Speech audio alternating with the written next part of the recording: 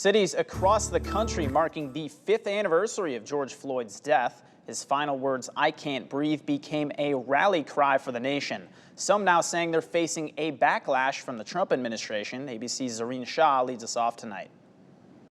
Tonight, 5 years since the death of George Floyd, a moment igniting a unifying movement for racial injustice and police reform in America in the middle of a global pandemic.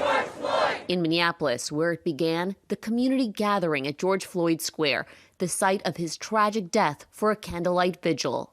Attorney Ben Crump, who represented the Floyd family, attended a street festival celebrating change and resilience. What we want our children to know is that we stood up for George Floyd to get justice, Breonna Taylor to get justice, Ahmaud Arbery to get justice in Georgia.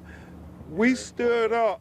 In Houston this week, his daughter Gianna sharing her life's purpose. Helping the world come together as black and white, and it just helps us come all together and be nice to each other. They reflected on Floyd's murder by fired officer Derek Chauvin, who knelt on Floyd's neck for over 9 minutes as Floyd repeatedly said, "I can't breathe." It sparked the person to want to get up and be an activist and be more of an advocate. But recent developments raising concerns for that movement. D.C.'s Mayor Muriel Bowser ordering Black Lives Matter Plaza to be paved over in March. Activists seeing the removal as erasure of a racial justice symbol.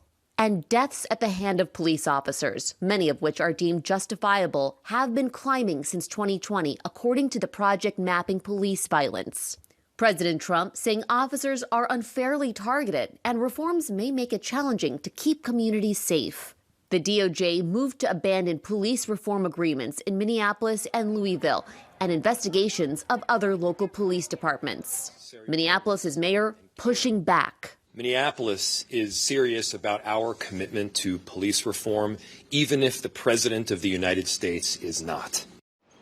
Minneapolis's police chief says recruiting police officers is a struggle, and George Floyd's death is still an open wound, but says meaningful change is possible without the help of the federal government. Zoreen Shah, ABC News, Los Angeles.